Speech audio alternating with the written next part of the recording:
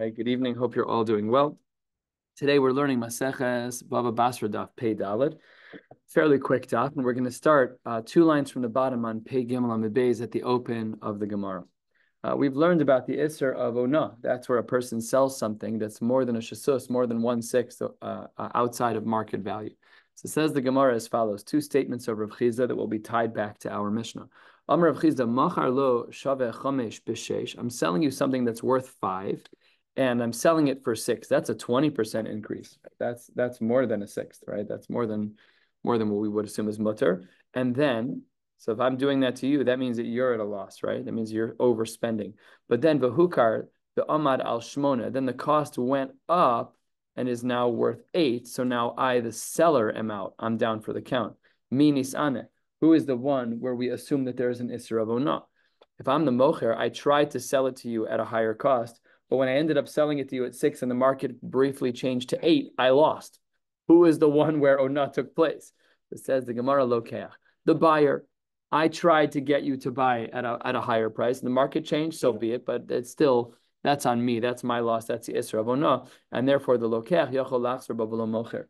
The buyer, you are able to be choser, but I'm not able to be choser. I lost out on money. Yeah, nachanami. But I agreed to a transaction that I shouldn't have agreed to. Mishum, why is this the case? Turning to the top of Pei Daled Amud Aleph, to Amar Le, Ilu lo onisan lo have a matzis hadrus bach. Had it been that you not charged me ona, you wouldn't be allowed to go back. You made a sale. So hashta de onis and matzis hadrus bach. Now that you are charging ona, you think you should have more power. So the market swayed against you, but you're Russia. What are you charging ona for? You're not allowed to do that. And Vitana Tuna, we have a Mishnah that's just like this, our Mishnah, the Mishnah that we learned at the end of shiur yesterday.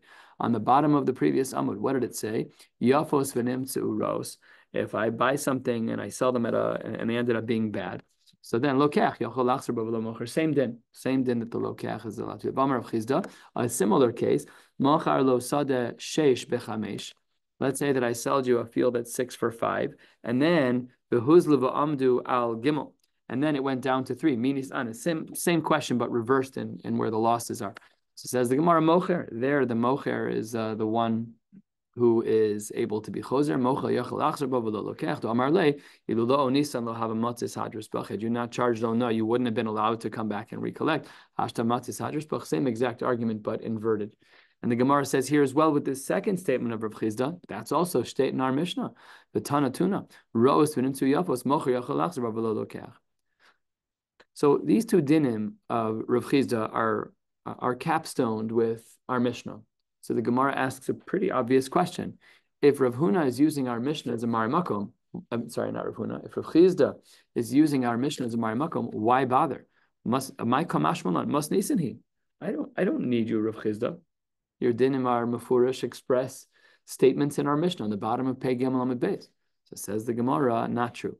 Imi mas nisan, if it was only from the text of our Mishnah, without Rav Chizda's 2 additions, so then hava mina dilmud Rav Chizda tarvaihu matu hadri b'hu. Then perhaps if I only would have had the din of Rav Chizda, I should say better. If I only had the statements of our Mishnah, I might have thought that when I, as a mocher, try to sell with ona, then not only are you allowed to go back, but if the market swings, then I too can go back on the sale. Kamash malan, that's not the case. The buyer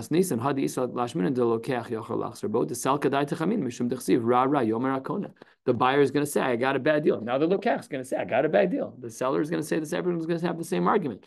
Kamash malan says Rav Chizda that even though there's room in our Mishnah to make such an inference, we do not hold that way. We had said shechamsis v'nimtzeis levana. Shechamsis is the language, as we'll soon see, that refers to a red type of wheat grain. I don't know if we still have this. I'm not aware of a wheat that has a significant reddish tinge, Dad? Anything like that? A wheat grain that's red? Where do you come from? There's a wheat called red durum. D-U-R-U-M. I don't know what it looks like. Mm-hmm. And you're red-green colorblind. So you probably wouldn't even know. This is amazing. I don't need ChatGPT. I don't need Google. We're good. Yeah, waste of time. So we have this red. The Gemara assumes, as we'll soon see, that there only are 2 types of wheat. There's white and red. It says the Gemara, Amar Papa midikatani levana, by virtue of the fact that one of them is referred to as levana, one of the wheats, which is the wheat that we know of. Shma mina, hai shimsha sumkasihi, based on the fact that we referred to this other grain as chamsis, which is chama, and we know that one is white and one is red, so therefore the chama must also be red. The shemesh must also be red. Teda, the kasam katzafra upanya, the sun is taka red in the morning and at night. The fact that we don't see the sun is red during daylight hours, only by morning and night does it look reddish. That is because nehoren hu delo bari. It's so bright that we can't see clearly. So we don't see that it's red, but it's actually red. Says the Gemara, that's not true. We know that when it comes to tzaras, that there's a type of nega that's amok min haor. Its appearance is deeper than the skin. Kemarechama amuka minatzel. This language is very cryptic. Kemarechama amuka minatzel. The Gemara elsewhere explains that this tzaras is like the appearance of chama, and it's darker than shade. But the problem is that the Chumash says about this tzaras that it's white. So when you say it's kemarechama, marechama is the sun, but the sun compared to white tzaras, that doesn't work. Hasam Lavanu says the Gemara, kemarechama velo kemarechama. This tzaras has features that are similar to the sun and features that are not similar to the sun. We're going to translate this answer, but it requires more work. Kemarechama da'amuka minatzel. It's similar to the chama in that there's an aspect of it that's deeper than shade. It's darker than shade. But it's not true because really the base color is white of this tzaras, but the sun is really red. What is this that we assume that the sun is red in the mornings and in the evening? So the Gemara says two different possibilities, 4 lines from the bottom. Bitsafra, in the mornings, the sun, the rays of the sun go through a rose garden of Gan Eden. And therefore, what we are seeing is, I guess, the interruption of red, the roses, something like that. So we're seeing a certain redness. And Bepanya, the Chalfa, Pischa, the Gehenim. At night, it's passing over Gehenim. So we're seeing reflections of Gehenim. We look at sunset and we're like, wow, look how beautiful the pink sky is. And really, says the Gemara, that's Gehenim. That's seemingly what the Gemara says. However, some say the morning is Gehenim and the night is the Gan Eden. So if you're enjoying the sunrise, let's hope it's positive. We don't know which one it is. Right. I don't think we get to decide, but everybody seems to take pictures of beautiful sunrises and beautiful sunsets. One of them is Gehenim, and the other one is Varde Gan Eden, and we don't know which one is which. Says the Gemara, 2 lines from the bottom of Pei Dalet Amud Aleph at the 2 dots. Yain v'nimtza chometz shnei michol lachzor behen. Remember, yesterday in our Mishnah, we had 4 different iterations where the lokech can go back on a deal, where the mocher can go back on a deal, where the lokech and mocher can both not go back on a deal, and where lokech and mocher both can go back on a deal. So here, in this case of wine and chometz, these are 2 things that both people potentially want. I have vinegar in my house, and I have wine in my house. Both of them are fair products, and I want them. So that's why this case is different. Lema masnisin Rebbe below Rabbanon. Perhaps we should say that our Mishnah, which says Shnei Micholin Lachzor Bo by Yain and Chometz, is Rebbe and not the Rabbanon. Why? The Tanya. Because we have a brisa. Right, starting at the top of Pei Dalet Amud Beis, we have a new brisa. So we're going to stop on the last line of the page before the words Rav Shmuel. So let's get through it. Says the Gemara, Yain v'Chometz min echadhu. So the Rabbanon say that Yain and Chometz are min echad. That would explain our Mishnah. If Yain and Chometz are min echad, then Shnei Michol and Lachzor, I could understand that. But Rebbe Omer Shnei Mininem, that they're not the same. The Yain and the Chometz are different, and therefore because they're different, maybe Rebbe's not like our Mishnah. Maybe our Mishnah is like the Rabbanon. Says the Gemara, Afilu Tema Rabbanon, it could be either way. Ad kan lo pligi Rabbanon le de Rebbe, elo le'inyan Ma'aser v'Truma. That perhaps Rebbe and the Rabbanon only argue when it comes to Ma'aser and Truma. How so? Uchad Rebbe lo.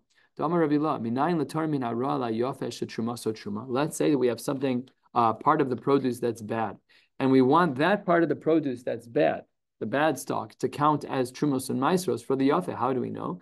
Shenamar, because the pasuk says in Sefer Bamidbar, below sisu alav chet, you should not have any sin at all. When you bring the chela, when you bring the fats, when you bring the trumos and maisros from it. Asks the Gemara, Im Eino Kadosh, if there is no Kedusha here, this is not Hektish yet, so then Nisius Chet Lama, why does the Pasuk say Lo Sisu Alav Chet?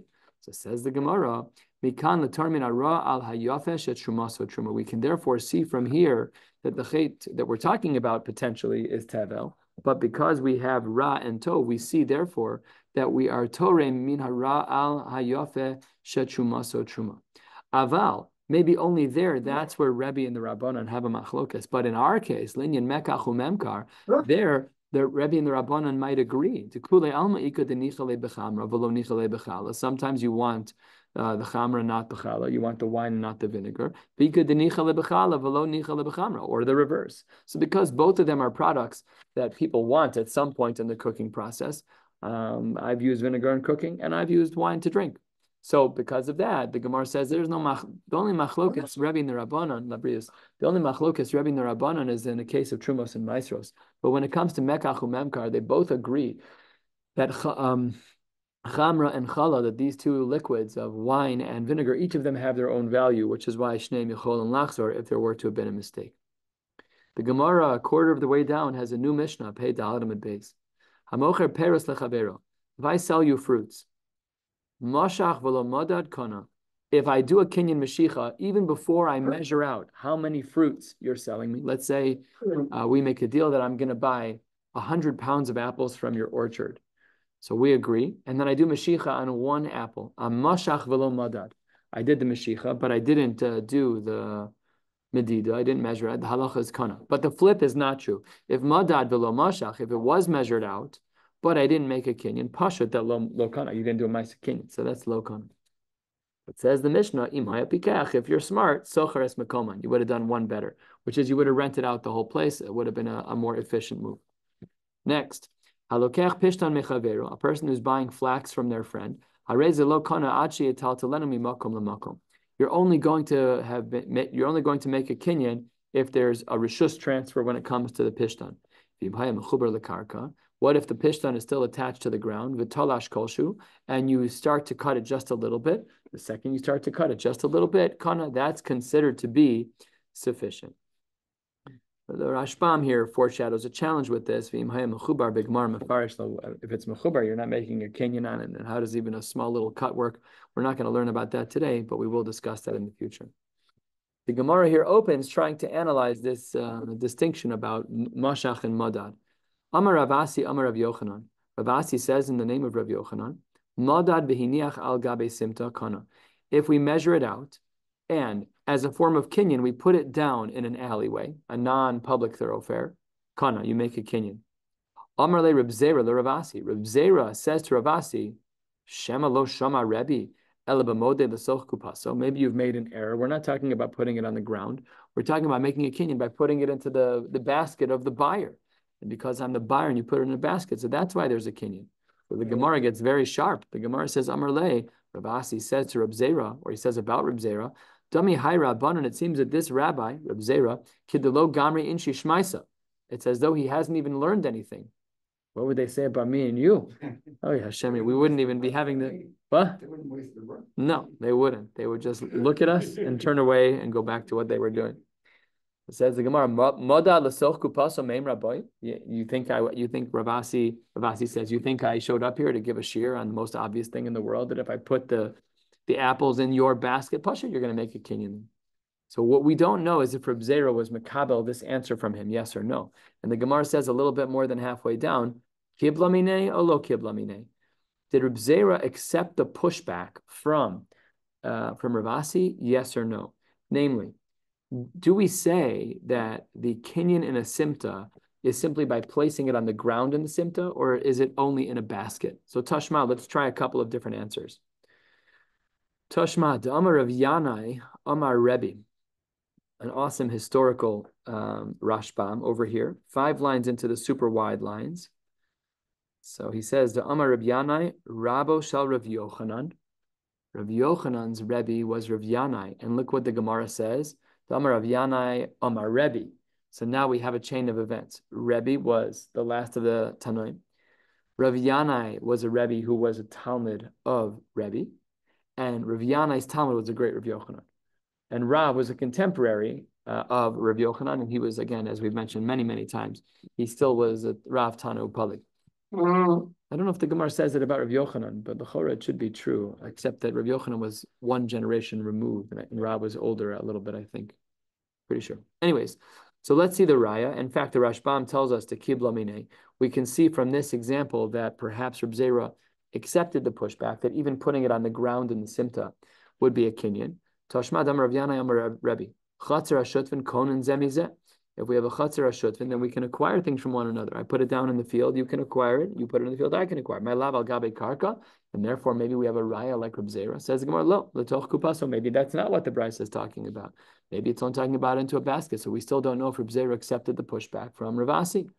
Hachanami mistaber. It's actually very logical to assume that this price is talking about into a basket, because the Amar of Yaakov, Amar of Yochanan, modad v'hiniach al gabe simta lo kana. He says black on white that if you put things down in a simta lo kana. Says the Gemara, did he say that in the name of Rav Yochanan? Because if so, kasha nahadade. That means that we have two statements of Rav Yochanan that don't agree with one another. One, seemingly that there is a kinyan in the ground. That's the first comment of this Gemara. Look back by the large Gimel Mem. Amar Avasi, Amar Rav Yochanan, Madad v'nech al gabe simta, that was Kana. And over here, 2/3 of the way down, it says Amar Rav Yaakov, Amar Rav Yochanan, Madad v'nech al gabe simta lo Kana. So Kashan Hadade. We have two statements of Rav Yochanan that don't agree with one another.